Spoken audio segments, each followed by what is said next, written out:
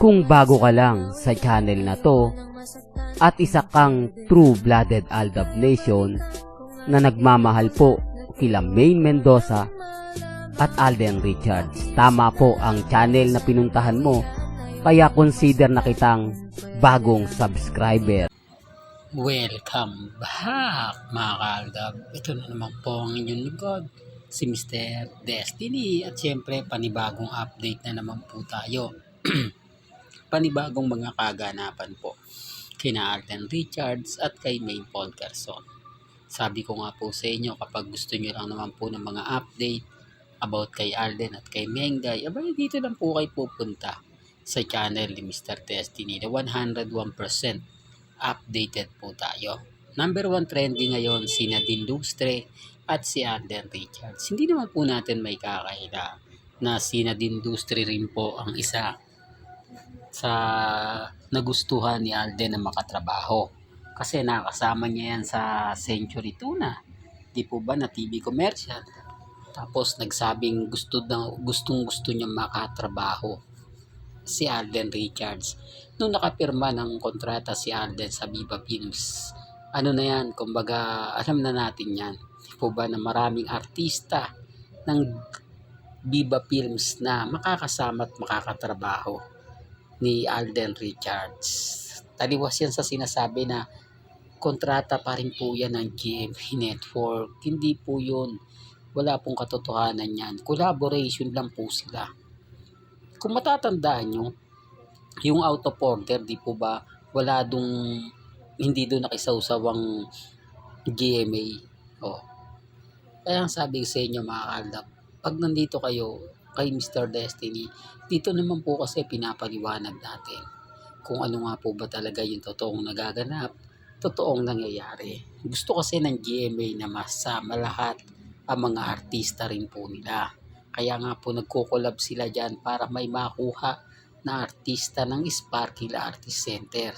Hindi naman pwedeng puro Viva Films lang na artista ng Viva Films. Kasi kung meron nga po mga ka-Aldab o pumasok na nga po yung GMA Network, syempre makakakuha at kukuha sila ng mga artista sa kanilang GMA Sparkle Artist Center. Di po ba? Kaya nga po, wag na po kayong magulat.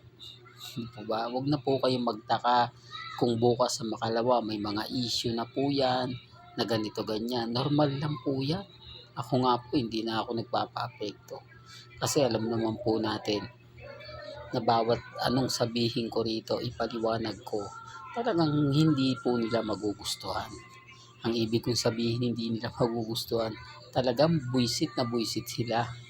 Lalo na nga po kapag ako ang nagbibigay ng update. Lalo na nga po kapag sinasabi kong, ayan, si Mengay, pinakita na naman niya yung sing-sing na kung saan gustong-gusto nga po natin mapanood at gustong-gusto nga po natin makita. Bagamat maraming kwento po ang lumalabas, okay lang po yan. Ako naman po yung tipo na hindi, kumbaga hinahayaan na lang yan. Ako naman po yung tipo na, hindi, okay lang yan, normal lang yan. Di po ba? Kasi ang importante lang naman po sa atin, okay Mr. Destiny, makakuha tayo ng mga update. Wala namang pong post si Maine. Walang ganap. Di po ba? Tahimik lang. Paano nyo sasabihin na binabasag kami ni Maine Polkerson? Paano nyo ipapaliwanag na si Mengay isa sa nagiging ganito ganyan? Hindi nga po siya nagbibigay ng mga pasakit. Wala nga po siyang binabato na masasabing hindi maganda at hindi kaaya-aya. Hindi po ba? Sa dami po ng bitter sa akin, sa dami po ng naiinis sa akin, normal lang yan. Di po ba? Normal lang po sa akin yan. Kasi ang lagi ko nga po sinasabi, kapag may mga update, may mga ganap, may mga ganito, okay lang. Di po ba? Basta ako, masaya po ako sa ginagawa ko. Kapag nakakuha tayo ng mga update, lalong-lalo na nga po kila Mengay at kay Alden, sa pool na yan. At least dito mga ka-Aldab, nakapokus si Alden. Busy siya. Hindi na masasabihan na ganito ganyan. Pwede na nga pong lalabas ngayon si Alden Richards na hindi na nga po binabantayan. Ito yung pagkakaiba kapag simple lang. May mga ganap na hindi pumunta yan sa bahay ni ganito, sa bahay ni ganun. O ngayon, basag na naman po sila. Basag na naman po ang mga nagpapakalat na may nagaganap nga po daw kay Alden at kay Catherine. Pasensya na po kayo kung bakit ko nababanggit yan. Siguro naman po nakikita nyo yan sa wall ninyo kapag nanonood po kayo sa social media, kapag may mga bali-balita sa YouTube, po ba? Normal lang po yung mga sinasabi ko.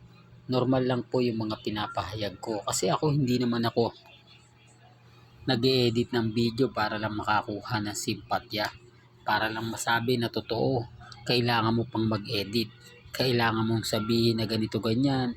Halata naman po na talagang inedit lang siya. Di po ba?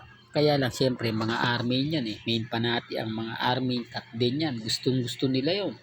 Kahit alam naman nila na hindi na si Menga yon. Kahit alam na nila na hindi na kamukha ni Menga yon. Oh. Kaya nga sabi ko sa inyo mga Aldab, sa dami po ng bumabati ko sa Aldab, bakit itong video na to na matagal na?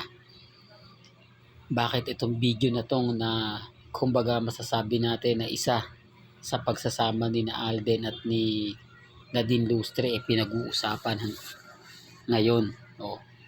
Samantalang sa atin bawal. Kapag ka nag-post tayo ng mga ganyan kila Alden at kay Mengay, maraming reaksyon, maraming komento. Dito sana marami pang mga video na lumabas na matatagal na. Oh, sila na po yung nagsasabi na ilabas. Samantalang po ako, kapag nagbibigay ng mga throwback video, throwback photos, ang komento itago ko na lang daw po.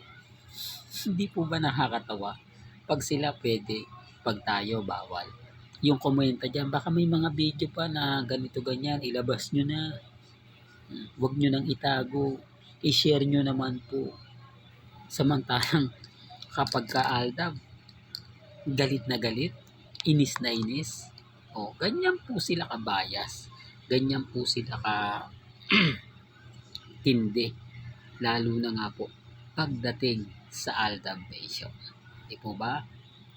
Well, hanggang dito na lang po ang ating latest updates. Kaya kung gusto nyo pa po ng pinaka-latest at sariwang update, abay lagi lang po kayong tututok dito po sa channel ni Mr. Destiny para updated po kayo sa mga bago at sa mga latest na i-upload po natin maya-maya lang.